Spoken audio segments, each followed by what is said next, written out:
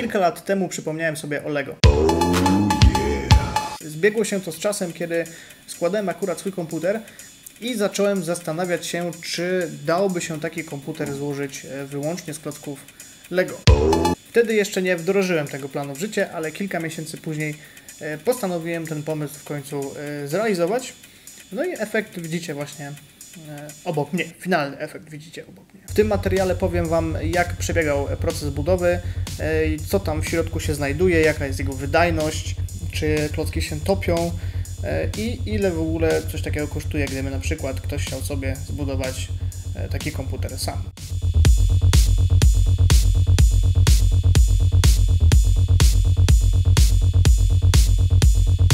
Ale wróćmy do początku, bo ten komputer, który tu widzicie, to jest druga wersja. Pierwotnie ograniczyłem swój budżet i pozostawiłem komponenty ze starego komputera, co skutkowało tym, że w zasadzie ten komputer był większy niż planowałem, miał mniej więcej gabaryty obudowy Micro ATX.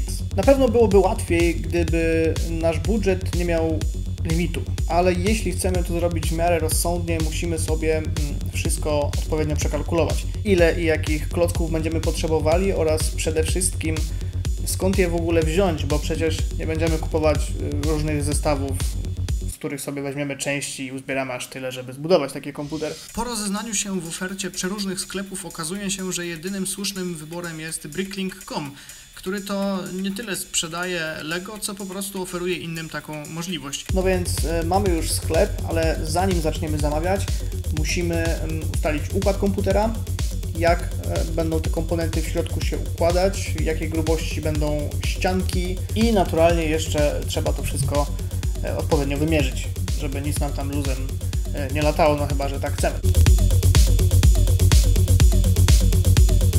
W internecie dość szybko znajdziemy informacje, jaki jest wymiar takiego pojedynczego oczka Lego i dzięki temu możemy sobie obliczyć, ile będziemy potrzebować na całą długość, szerokość, wysokość, więc finalnie stanęło na tym, że grubość ścianek są 2 oczka, a najbardziej opłacalne klocki są te o długości 4 lub 6 oczek, no i z takich głównie składa się właśnie ta obudowa. Pomógł mi też program stad.io, dzięki któremu możemy budować Lego wirtualnie. Mamy tam dostępne chyba wszystkie klocki, jakie tylko istnieją. Możemy dowolnie manipulować ich wersją kolorystyczną oraz pozycją w przestrzeni. No i finalnie możemy też tworzyć sobie fotorealistyczne rendery tych projektów, które sobie w tym programie zrobimy. No i dzięki temu było mi to wszystko sobie o wiele łatwiej zwizualizować. I szczerze mówiąc, przyznam, że miałem nadzieję, że składanie tego wszystkiego będzie już o wiele przyjemniejszym procesem, natomiast okazało się, że to niewiele ma wspólnego z takim składaniem, raczej bawieniem się klockami, jak kiedyś nas to bawiło. No i było to wszystko bardzo monotonne, konieczne było w ogóle przebudowywanie pewnych elementów, rozkładanie, składanie ich ponownie. Naprawdę zajęło mi to również mnóstwo czasu, chyba około pół dnia składałem tą obudowę. I co najgorsze, zabrakło mi klocków, tak? Zabrakło mi klocków, okazało się, że jednak zamówiłem ich za mało. Niemniej zakończyłem wtedy budowę tego komputera. No i oczywiście cały czas mam obok siebie ten komputer, ale mówię o tym pierwszym projekcie i ten projekt wygląda właśnie tak. Od samego początku moim zamiarem było zbudowanie komputera jak najmniejszego i jak widać zdecydowanie się to nie udało. Byłem również nieco tym zmęczony, więc postanowiłem na razie tak to zostawić. Nastawienie zmieniłem kilka miesięcy później, kiedy to postanowiłem zbudować ten pierwotny projekt, który był w mojej głowie, a więc jak najmniejszą obudowę z Lego. Ale w tym wypadku potrzebny już będzie upgrade komponentów, które są wewnątrz komputera, a w zasadzie praktycznie całkowita ich wymiana. Więc zamówiłem płytę ITX, nastąpiła też zmiana procesora na nowszy model, nastąpiła zmiana pamięci RAM na DDR4, no i wjechał też dysk M2. Finalnie w komputerze znalazły się te komponenty.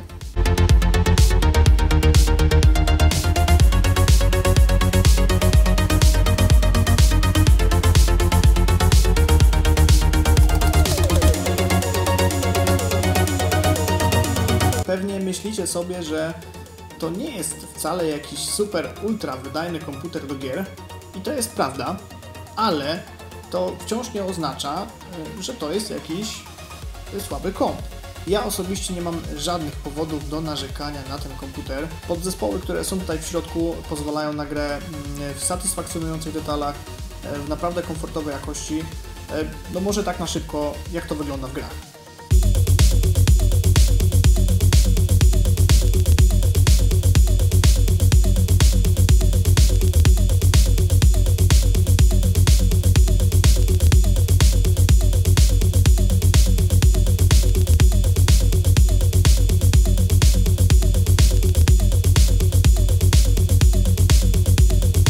Gdyby ktoś chciał mieć w takim komputerze takie topowe podzespoły, takie najnowsze, najlepsze jakie są, to w zasadzie nic nie stoi na przeszkodzie.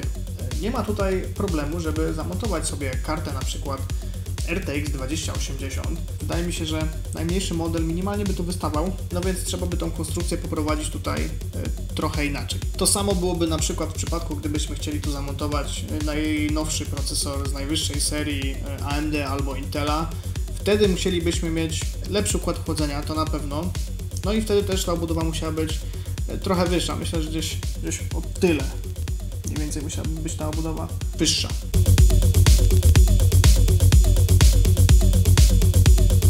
Dobrze zdaję sobie sprawę, że wielu z Was zastanawia również kultura pracy tego komputera.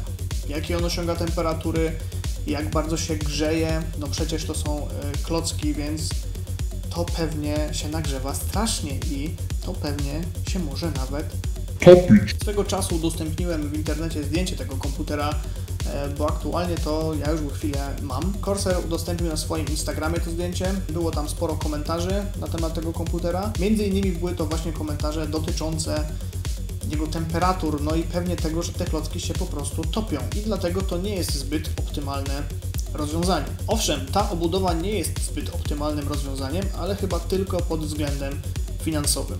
Jeśli chodzi zaś o same temperatury, no to nie ma żadnych powodów do zmartwień. Obudowa jest otwarta. Każdy wentylator czerpie świeże powietrze bezpośrednio spoza obudowy. Dzięki temu naprawdę cyrkulacja jest tutaj bardzo ok. Choć sam, przyznam się, byłem początkowo bardzo ciekawy, jak to będzie wyglądało, czy to się nie będzie grzać. To był taki test, jak to zbuduję, czy to rzeczywiście się sprawdzi w praktyce. I mimo, że z tyłu ten komputer jest w zasadzie całkowicie zabudowany, tam są tylko takie dwie małe szczeliny zostawione po bokach, to mimo tego temperatury są naprawdę bardzo dobre. Tak więc w czasie spoczynku temperatura procesora to około 30 stopni, a karty graficznej około 40, przy czym komputer jest cichy, a grafika nie uruchamia swojego wentylatora, ponieważ pracuje wtedy w trybie pasywnym. Jeśli gramy lub obciążamy komputer w jakikolwiek inny sposób, temperatury robią się naturalnie wyższe, ale wciąż procesor ani karta nigdy nie przekraczają 80 stopni. Wtedy też karta graficzna, jak i procesor wchodzą na wyższe obroty, ale wciąż nie powiedziałbym, że generowany przez nie hałas jest wyższy niż w przypadku komputerów w tradycyjnych obudowach. Oba systemy chłodzenia są wystarczająco wydajne, aby pod tym względem z nimi konkurować.